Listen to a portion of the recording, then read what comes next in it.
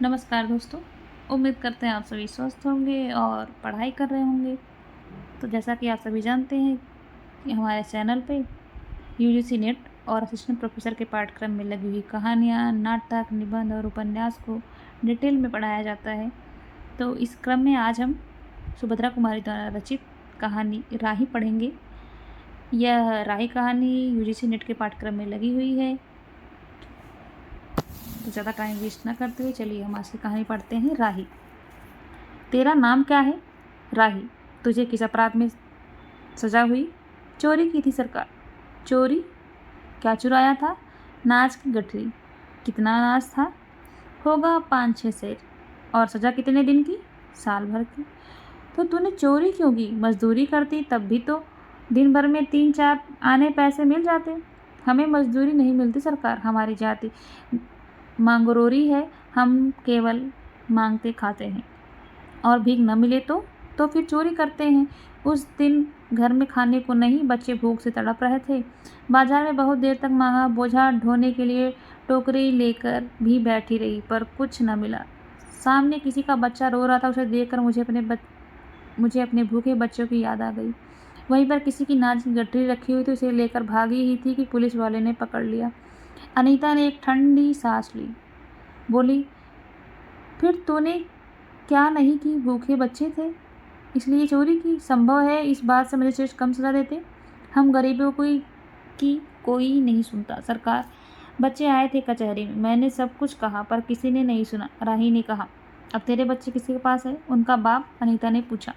राही की आंखों में आंसू थे। वह बोली, उनका बाप मर गया है सरकार। जेल में उसे मारा था और वहीं अस्पताल में वो मर गया। अब बच्चों का कोई नहीं है। तो तेरे बच्चों का बाप भी जेल में ही मरा? वह क्यों जेल आया? अनीता ने प्रश्न किया। उसे तो बिना कसूर के ही पकड़ लिया सरकार, राही ने कहा। ताड़ी पीने को गया, 2-4 दोस्त भाई उसके साथ थे। मेरे घर वाले का एक वक्त पुलिस वाले से झगड़ा हो गया था, उसी का बदला उसने लिया। 109 में उसका चालान करके साल भर की सजा दिला दी, वहीं वह मर गया।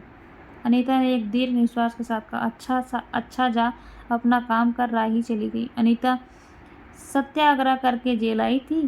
पहले उसे B क्लास दिया और फिर उसके घर वालों ने लिखा पढ़ी करके उसे A क्लास दिलवा दिया। अनीता के सामने आज एक प्रश्न था। वह सोच रही थी कि देश की दरिद्रता और इन निरीह गरीबों के कष्टों को दूर करने का कोई उपाय नहीं। हम सभी परमात्मा की संतान हैं, एक ही देश के निवासी हैं।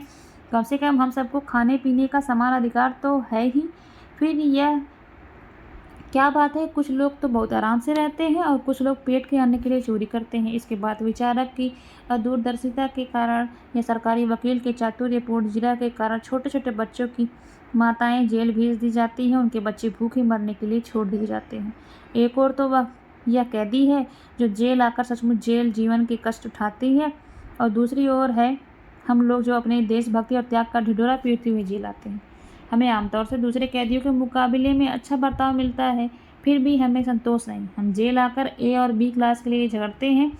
जेल आकर ही हम लोग कौन सा बड़ा त्याग कर देते हैं। जेल में हमें कौन सा कष्ट रहता है सिवाय इसके कि हमारे माथे पर नेतृत्व की सील लग जाती है।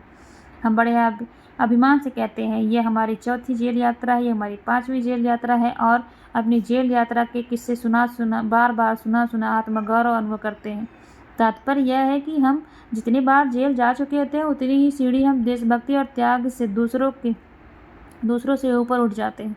और इसके बल पर जेल से छूटने के बाद कांग्रेस को राज्य की सत्ता मिलते ही हम मिनिस्ट्री, स्थानीय संस्थाओं के मेंबर और क्या क्या हो जाते हैं। अनीता सोच रही थी, कल तक जो खद्दर भी ना पहनते थे, बात बात पर कांग्रेस का मजाक उड़ाते थे, कांग्रेस के हाथों में थोड़ी शक्ति आते हुए कांग्रेस भक्त बन गए, खद्दर पहनने लगे, यहाँ तक कि जेल में भी दिखाई पड़ने लगे। वास्तव में यह देशभक्ति है या सत्ता भक्ति? अनीता के विचारों में तांता लगा हुआ था। वह दार्शनिक हो रही थी और उसे अनुभव हुआ जैसे कोई भीतर ही भीतर उसे काट रहा हो। अनीता की विचारावली अनीता को ही खाए जा रही थी। उसे बार बार यह लग रहा कि उसकी देशभक्ति सच्ची देशभक्ति नहीं वरन मजाक है। उसे आत्मग्लानि हो और साथ ही साथ आत्मानुभूति भी। अनीता की आत्मा बोली, वास्तव में सच्ची देशभक्ति तो इन गरीबों के कष्ट निवारण में है। ये कोई दूसरे नहीं, हमारी भारत माता की संतानें, इन हजारों लाखों भूखे नंगे भाई बहनों की यदि हम कुछ भी सेवा कर सके, थोड़ा भी कष्ट निवारण कर सके तो सचमुच हमने अपने देश की कुछ सेवा की। हमारा वास्तविक देश तो देहातों में ही है।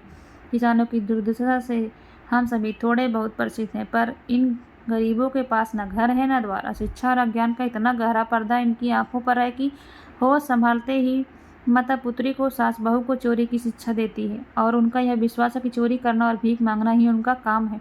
इससे अच्छा जीवन बिताने की वह कल्पना ही नहीं कर सकते।